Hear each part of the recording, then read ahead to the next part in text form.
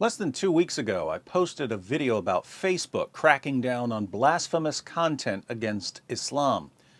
Today, a student named Mashal Khan was beaten to death on a university campus by his fellow students for doing what I do every single day, namely criticizing Islam. Reuters reports a mob beat a Pakistani student to death at his university campus on Thursday after he was accused of sharing blasphemous content on social media, university and police officials said. A group of about 10 students shouted Allahu Akbar during the attack on fellow student Mashal Khan, who was stripped naked and beaten with planks until his skull caved in as other students looked on, video obtained by Reuters showed. Blasphemy is a highly sensitive topic in Muslim-majority Pakistan, where insulting the Prophet Muhammad is a capital crime that has dozens languishing on death row and where even an accusation can lead to violence. In recent months, Pakistan's government has been vocal about the issue, with Prime Minister Nawaz Sharif issuing an order last month for removal of blasphemous content online and saying anyone who posted such content should face strict punishment under the law. Now, why was Mashal Khan beaten to death?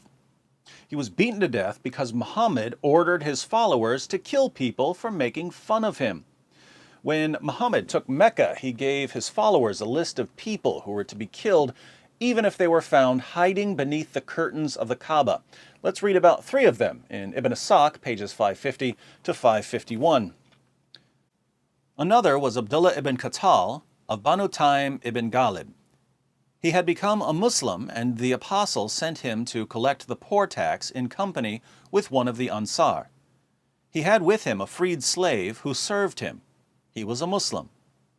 When they halted, he ordered the latter to kill a goat for him and prepare some food, and went to sleep.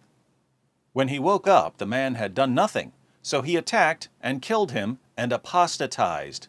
He had 2 singing girls, Fartana and her friend, who used to sing satirical songs about the apostle, so he ordered that they should be killed with him. Think about this. Abdullah killed someone and apostatized, so Muhammad ordered his followers to kill him. They found him clinging to the curtains of the Kaaba and they ripped open his belly. But Muhammad also issued a death sentence for the 2 singing girls, and all they did was sing satirical songs about him. So, according to Muhammad, what's the penalty for making fun of him? Death.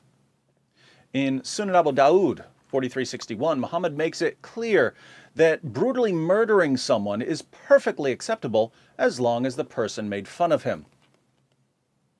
It was narrated that Ikrimah said, Ibn Abbas told us that a blind man had a female slave who had borne him a child, who reviled the Prophet and disparaged him, and he told her not to do that, but she did not stop, and he rebuked her, but she paid no heed. One night she started to disparage and revile the Prophet, so he took a dagger and put it in her stomach and pressed on it and killed her. There fell between her legs a child who was smeared with the blood that was there. The next morning, mention of that was made to the Prophet, and he assembled the people and said, By Allah, I adjure the man who did this to stand up. The blind man stood up and came through the people, trembling, and he came and sat before the Prophet. He said, O Messenger of Allah, I am the one who did it. She used to revile you and disparage you, and I told her not to do it, but she did not stop, and I rebuked her, but she paid no heed. I have 2 sons from her, who are like 2 pearls, and she was good to me.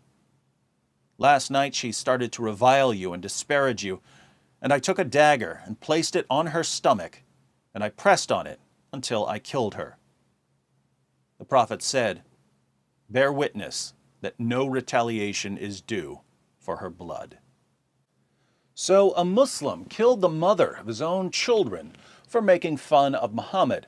If Muhammad didn't want his followers doing that sort of thing, this would have been a really good time to say it. Instead, Muhammad said that there was to be no retaliation against the man for slaughtering the mother of his own children. Here we are, 14 centuries later, and Muhammad's followers are still murdering people for making fun of him. Why? Because that's what Islam tells them to do, and no one bothers to challenge Islam. Islam isn't going to be seriously challenged inside the Muslim world because, as we can see, Muhammad's mob beats critics to death. So the only people who can seriously challenge Islam are people outside the Muslim world. But our politicians and news agencies and social media platforms do the exact opposite. They defend Islam and condemn anyone who criticizes it. By cracking down on blasphemous content, Facebook is defending and enforcing Sharia blasphemy laws. Instead of condemning Pakistan's blasphemy laws, Facebook is saying, "We agree with you that criticizing Muhammad is unacceptable." And here, another young man is brutally murdered because the ideology goes unchallenged. There's a lot of blood on a lot of hands, my friends. Mashal Khan wasn't just beaten to death by a group of Muslims shouting Allahu Akbar.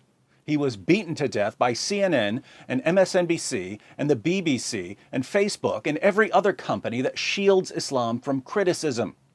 And more Mashal Khans are going to be beaten to death until politicians and reporters stop pretending that this has nothing to do with Islam and step aside so that those of us who actually care about victims of jihad can protect future generations from the teachings of Muhammad.